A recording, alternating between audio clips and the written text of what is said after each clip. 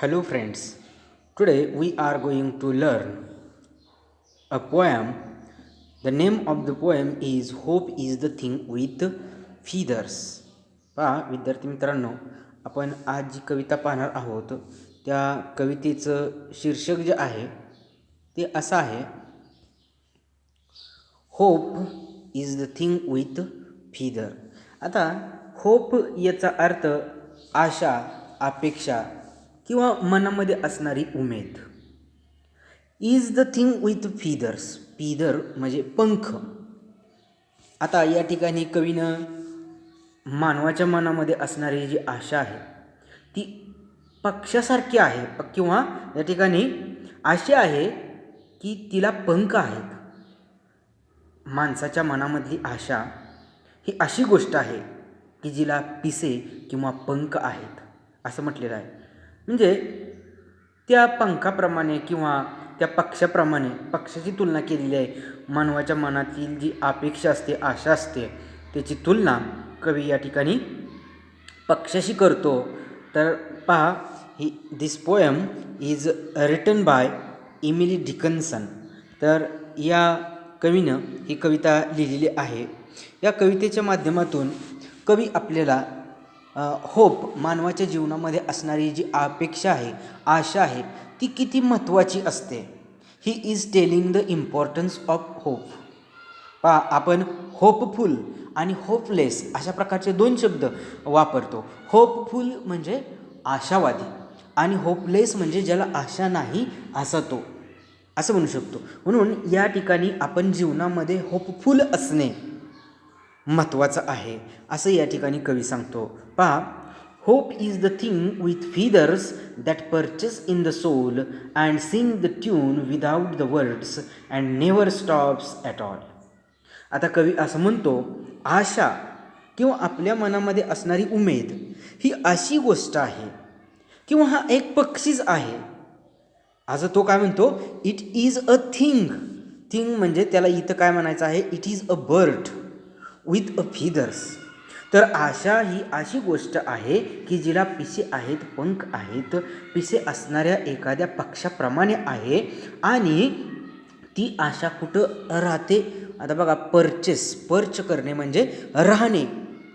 तर ती in the soul, soul म्हणजे आत्मा, माणसाचा आत्मा जो असतो त्याच्यामध्ये ती राहते. म्हणजे आशा जी असते ती माणसाच्या मनामध्ये राहते आणि तिला पंख असतात. And sing the tune without the words and never stops at all. पहा, आणि ती काय करते तर ते आपलं गीत जे आहे, आपलं जे गाणं आहे, ती कसं गाते, विदाऊट द वर्ड्स म्हणजे अशाब्दिक गाणं गाते. आणि कधीही ती काय करते, नेवर स्टॉप्स, आणि ती कधीही थांबत नाही. आणि ती आशा जी आहे ती निरंतर गात असते, कधीही न थांबता. म्हणजे पहा, आपण जीवनामध्ये आशावादी असणं खूप आवश्यकच आहे असं कवीला म्हणायचं आहे. आणि आशावादी असावं. The people should be hopeful. माणसांनी आशावादी असावं. म्हणून या ठिकाणी कवी आपल्याला असं सांगतो की and sing the tune without the words and never stops at all. त्याच्यानंतर पहा पुढं, and sweetest in the gale is heard and sore must be the storm that could abash the little bird that kept so many or. पहा, आता या ठिकाणी दुसऱ्या कडव्यामध्ये कवी काय करत आहे तर या ठिकाणी पक्षाशी त्यांनी तुलना केलेली आहे. आता याच्यामध्ये बरेचसे शब्द आहेत. याच्यामध्ये गेल या शब्दाचा अर्थ जो आहे तो व्हेरी स्ट्रॉंग वाइंड म्हणजे वादळ. गेलचा अर्थ काय होतो, वादळ असा होतो. त्याच्यानंतर स्टॉर्म तर शब्द आलेलाच आहे बघा, दोन्हीचा अर्थ एकच होतो. स्टॉर्म म्हणजे आणि गेल म्हणजे वादळ. त्यानंतर अबॅश म्हणजे त्या ठिकाणी थांबवणे किंवा त्या ठिकाणी निरुत्साही करणे. एखाद्याला थांबवणे, निरुत्साही करणे, गप्प बसवणे असा त्याचा अर्थ होतो. त्यानंतर पहा, and sweetest in the gale is heard and sore must be the storm. आता कवी म्हणतो की एखादं वादळ असेल, म्हणजे आपल्या पुढे जर संकट जरी असतील तरीसुद्धा आपलं जे मन असतं, आपली जी आशा असते ती मनामध्ये आशाही असतेच.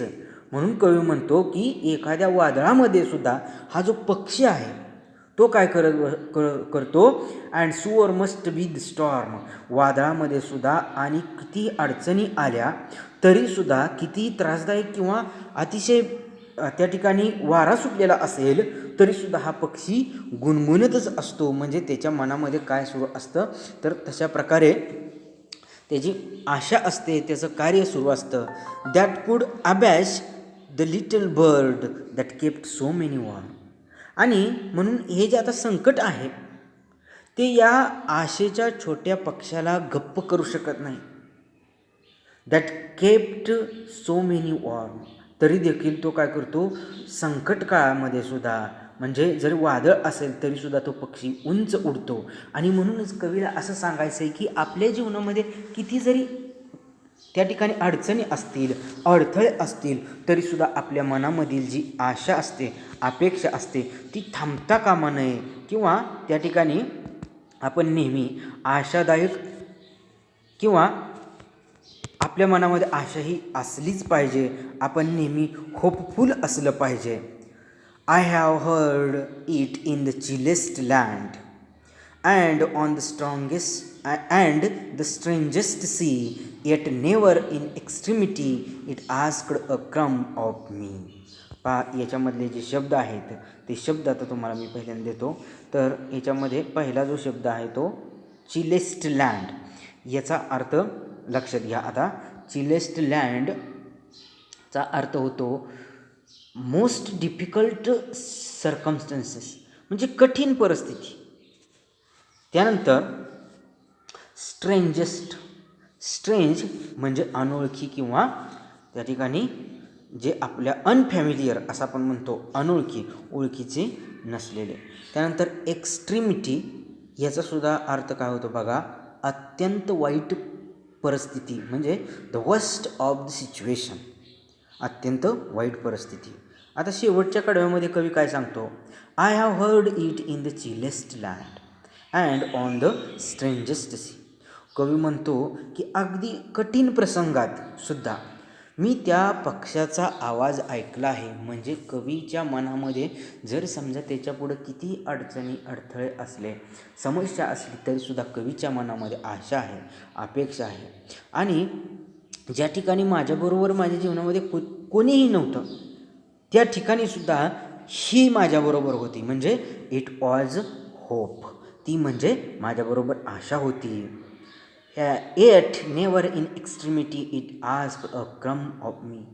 आणि बघा, अशी परिस्थिती असूनसुद्धा, इतकी वाईट परिस्थिती असतानासुद्धा हा आशेचा जो पक्ष आहे किंवा ही जी आशा आहे माणसाच्या मनामध्ये असणारी, ती मोबदला म्हणून आपल्याकडून कशाची सुद्धा मागणी करत नाही.